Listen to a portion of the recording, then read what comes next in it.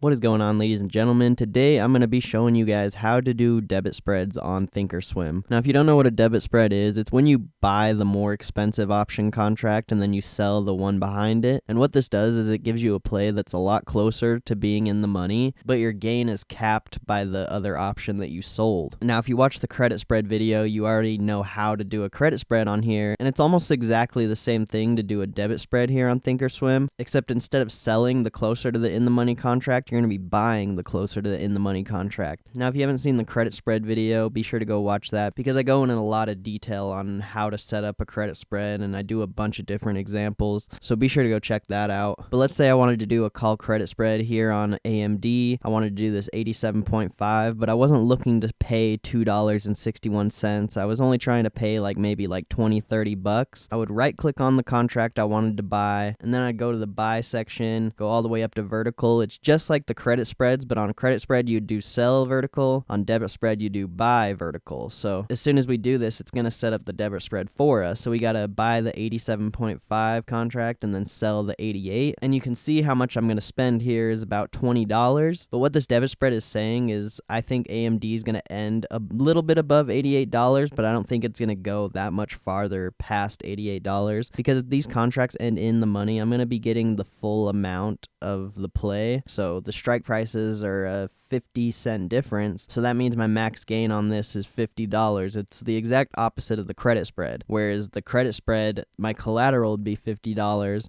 On a debit spread, this is going to be my max gain is $50 minus the amount I paid. So I paid $20, the max gain I can get is $50, so the real max gain I can get is only $30 plus my $20 back. Now, the objective of these debit spreads is you want them to get in the money because that's the only way you're going to get the full max gain on these plays. The other way to get full max gain on this debit spread is it would have to go really far in the money because you can close out this contract, but most of the time you're not going to be able to get the full $50 max gain on this play if it doesn't end in the money. If you close it out, you're probably going to still leave $5 to $10 on the table. So you're only going to make $20 if you actually close out this contract. So when you're doing a debit spread, the best thing to do is let it expire in the money. But I think the most confusing part about the debit spread is what your max gain is, and it's going to be the difference between the strike prices minus the price you paid. And I think that's the simplest way to put it. So I'll do one more example. We'll do one on the put side. Let's do this 83 contract for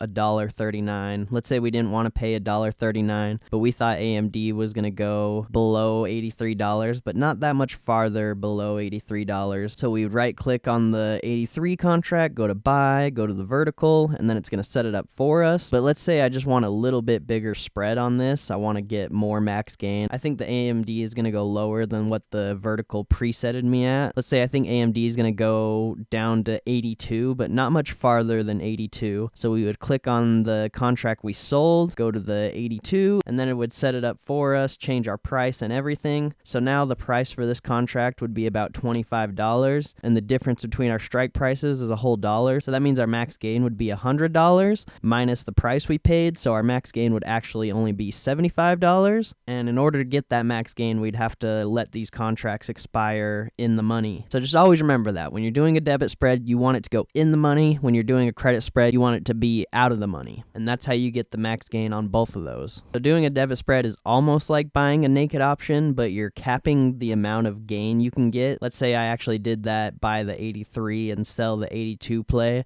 If AMD went lower than 82, let's say it went to $80, the max gain I would be able to get is only $100 because I capped the gain by selling that contract. If I would have just bought the naked 83, it would have cost me almost 6 or 7 times the price. But if AMD went a lot lower, down to 79 or lower, I'd be able to get a lot more gain on that because once this $83 contract is in the money, every dollar that the contract goes in the money is another $100 added onto that. So if you cap your gain, you're not going to be able to get those extra hundreds of dollars if it keeps going deeper and deeper cheaper in the money. So I hope that makes sense. I have another debit spread video on Robinhood that goes in a lot more detail, but I wanted to get this video out there because a lot of people don't know how to sell spreads on Thinkorswim, and really a spread on Thinkorswim is just a vertical, so you always got to remember that. But if you have any questions, just be sure to leave them in the comments below and I can answer them. I answer every single comment that gets left on the channel, so I will get back to you. But if you enjoyed this video, be sure to leave a like on it, subscribe to the channel if you're new, and let me know what other videos you guys would like to see in the future. Just leave it in the comments below, and I'll see you guys in the next video. Peace out.